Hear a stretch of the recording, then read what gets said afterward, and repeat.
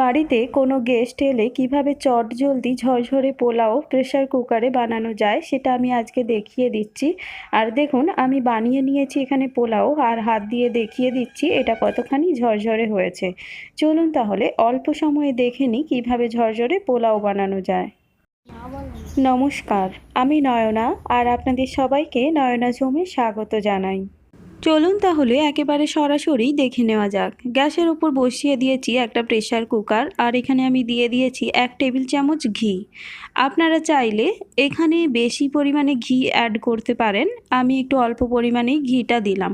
তার উপরে দিয়ে দিয়েছি গোটা গরম মশলা ফোড়ন, আর তার সঙ্গে দিয়ে দিয়েছি কাজুগুলোকে ঘিয়ে ভেজে নিচ্ছি নেড়ে চেড়ে। আর এখানেই বলে নিই বন্ধুরা, আমার এই সহজ রেসিপিটি আপনাদের যদি কোনো কাজে লেগে থাকে, আপনারা যদি উপকার পেয়ে থাকেন, তাহলে প্লিজ একটা ছোট্ট করে লাইক করবেন। আর অবশ্যই যদি বাড়িতে বানিয়ে থাকেন কমেন্ট করে জানাবেন কেমন হলো। আর যারা আমার ভিডিও এই প্রথমবার দেখছেন, যদি ভিডিওটি ভালো লেগে থাকে তাহলে প্লিজ আমার চ্যানেলটা সাবস্ক্রাইব করে নিন নিচের লাল বাটনে, আর সঙ্গে বেল আইকনটিও প্রেস করে দিন, তাহলে আমার চ্যানেলে সমস্ত রকম নোটিফিকেশান আপনাদের কাছে সবার আগে পৌঁছে যাবে। কাজুগুলো ভালোভাবে ভাজা হয়ে গেছে, আর এখানে আমি দিয়ে দিলাম একটা কাপের 2 কাপ বাসমতি চাল। চালটাকে জাস্ট ধুয়ে রেখেছিলাম, আর 2 কাপ বাসমতি চালের সঙ্গে এখানে জল নিয়ে নিচ্ছি 4 কাপ। মানে আপনি যে বাটি বা যে কোনো পাত্র যদি মেপে নেন, সেই পাত্রের 1 বাটি চাল হলে জল দেবেন কিন্তু 2 বাটি। এখানে আমি 4 কাপ জল দিয়ে দিলাম, কারণ আমি 2 কাপ চাল নিয়েছি।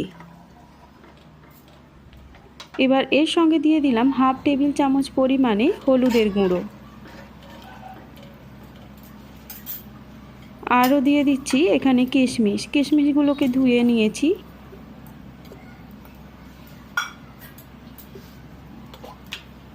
আরও দিয়ে দিচ্ছি পরিমাণ মতো লবণটাকে ভালোভাবে মিক্সড করে দিলাম। এই বাসন্তী পোলাও একটু বেশি মিষ্টি হলে খেতে বেশ ভালোই লাগে, তাই এখানে আমি চিনি দিয়ে দিচ্ছি 2 টেবিল চামচ পরিমাণে। আপনারা চিনি যদি কম পছন্দ করে থাকেন তাহলে 1 টেবিল চামচ পরিমাণে দিলেও চলবে। এবার ঢাকনা লাগিয়ে অপেক্ষা করব একটা সিটি ওঠা পর্যন্ত। আর গ্যাসটাকে কিন্তু রেখেছি এখানে হাই ফ্লেমে রেখে জাস্ট আমি একটাই সিটি দিয়ে নেব। দেখতেই পাচ্ছেন একটা সিটি হয়ে গেছে। এবার প্রেসার কুকারের মধ্যে থাকা স্টিমটাকে আমি এইভাবে বের করে দিচ্ছি। দেখতেই পাচ্ছেন এর মধ্যে একটু স্টিম থাকা চলবে না, পুরোটাই বের করে দিতে হবে।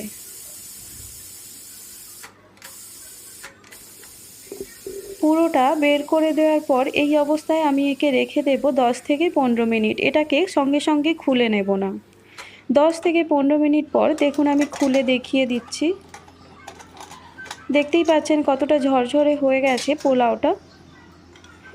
এবার এটাকে এই অবস্থায় একটা বড় পাত্রে ঢেলে ঠান্ডা করে নিলে রেডি হয়ে যাবে একেবারে ঝরঝরে বাসন্তী পোলাও। তো বন্ধুরা, রেসিপিটা কেমন লাগলো অবশ্যই কমেন্ট করে জানাবেন। ভালো লাগলে কিন্তু লাইক করতে যেন ভুলবেন না। ধন্যবাদ।